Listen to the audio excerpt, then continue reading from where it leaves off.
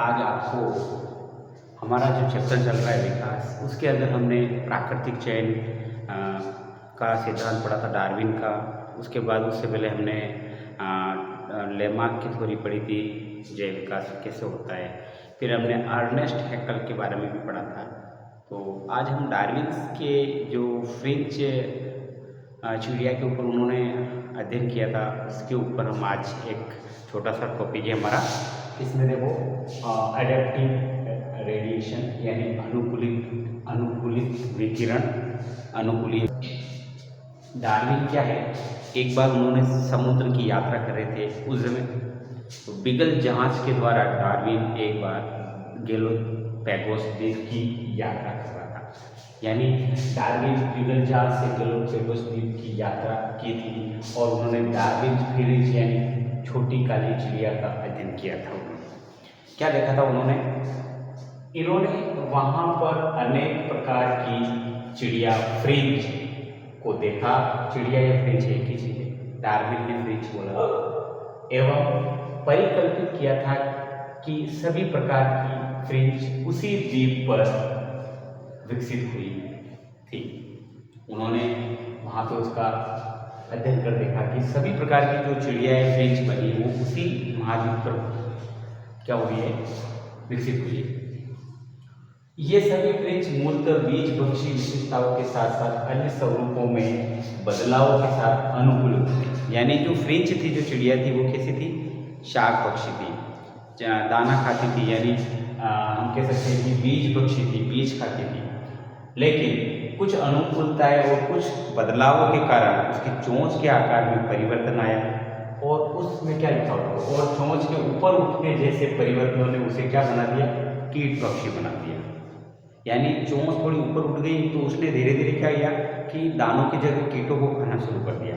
तो हम कह सकते हैं कि उन्होंने कहा था कि चोंच के ऊपर उठने जैसे परिवर्तनों ने इसे कीट पक्षी या शाकाहारी फ्रिंज बना दिया। शाकाहारी तो थी पहले और उसे कीट पक्षी भी बना दिया।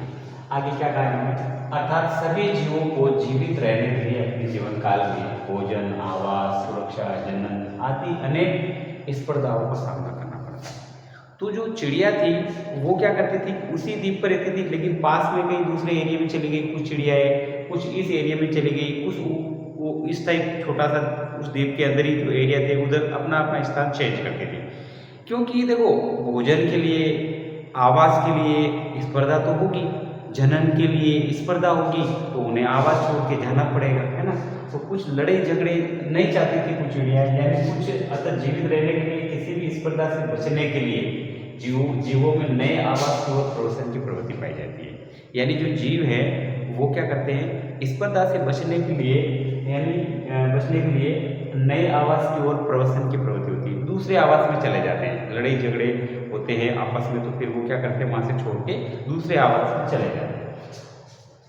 जब कोई भी जीव नए पारिस्थितिकी आवास में प्रवेश करता है तो यह स्वयं को उस आवास के अनुकूल रूपांतरित कर लेता है। मतलब दूसरे आवास में जाएगा तो वहां पे जैसा एनवायरनमेंट है वो उसके जैसा बन जाएगा, अनुकूलित हो जाएगा। आगे क्या लिखा है इन्होंने, रूपांतरित कर लेता है। इसी के फलस्वरूप विभिन्न आवासों में पहुंचने पर नई जातियों का विकास होता है। तो जो जाति वहां गई थी उस वातावरण के अनुकूल हो गई वो, और उसके जैसी हो गई, तो एक प्रकार से देखा जाए तो वो कैसी बनी, एक नई जाति कहलाती है। तो नई जाति का विकास होता है। इस संपूर्ण प्रक्रम को अनुकूलित विकिरण या अपसारी विकास कहते हैं, है ना। मैंने आपको अपसारी विकास पहले भी बताया था समझा वर्गों के अंदर कि यानी पूर्वज एक ही है, लेकिन अलग अलग आवासों में रहने के कारण उनके मतलब जो है कार्य और खाना, भोजन वगैरह उसकी जो सब चेंज हो जाता है। तो है फ्रेंच वही एक ही पूर्वज है ना, लेकिन अलग अलग आवासों में कारण क्या हो गया, उसमें परिवर्तन आ गया।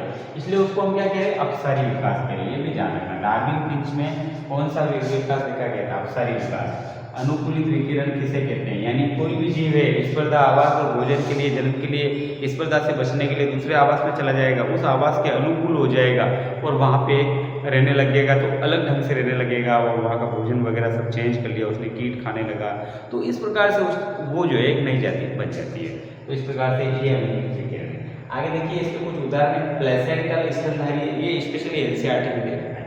प्लेसेंटल स्तनधारी जैव विकासीय अपसरण सर्वविदित उदाहरण प्रस्तुत करता है। क्या उदाहरण प्रस्तुत करता है यहाँ पे? प्लेसेंटा स्तनधारी का मतलब जिसमें प्लेसेंटा पाया जाता है और जो क्या करता है, प्लेसेंटा होता है, जैसे कि मानव में होता है ना, गाय भैंस में होता है। तो ये तो उन्होंने बताया कि एक ऐसे मूल पूर्वज यानी आधुनिक स्तनधारियों का विकास एक ऐसे मूल पूर्वज से हुआ है जो कीट भक्षी, पंचांगुलिपाद तथा छोटे पादों वाली प्राणी था। यानी जो आधुनिक स्तनधारी है उसका विकास किससे मान रहा है एनसीईआरटी? यहाँ पे डार्विन ने लिखा है आधुनिक स्तनधारियों का विकास मूल पूर्वज से हुआ है, जो कि क्या है? कीट भक्षी है, जिसके 5 उंगलियां पाई जाती है, छोटे पादों वाली है। ऐसे जीव से इससे विकसित प्राणी निम्न है, जैसे एग्जाम्पल दे रखा है, जैसे घोड़ा और मृग आदि धावी प्राणी है, मतलब दौड़ने में इनके क्या हो गया? अनुकूलित हो गया। घोड़ा है, मृग है यानी हिरण, ये क्या है कि पाद तेजी से दौड़ने के लिए अनुकूलित हो गए, तो ये दोनों विकसित हो गए। एक को देखा गिलहरी और प्राइमेट्स, ये कहाँ रहते हैं? वृक्ष के ऊपर रहते हैं, वृक्षवासी हो गए, क्योंकि वृक्ष पे दौड़ के चढ़ना वगैरह वहाँ अपने को प्रोटेक्शन महसूस करते हैं, वो छूट जाते हैं ऊपर जाके पोचर के अंदर, उनके जो आवास होते हैं वहाँ पे। आगे देखिए उड़न क्षमता वाले वायवीय स्तनधारी, जैसे चमगादड़, एक स्तनधारी होते हुए भी ये क्या है? पक्षी है, उड़ने की क्षमता होती है इसके अंदर, वायवीय स्तनधारी है ना। तो ये भी क्या एक तरह, एक तो वेल और समुद्री वेल और वह समुद्री गाय, ये क्या जल में तैरने के लिए अनुकूलित हो गई है ना। तो ये कुछ अनुकूलित विकिरण के बारे में दे रखा है कि नई जाति का निर्माण कैसे होता है। आज के लिए इतना ही। Okay, thank you.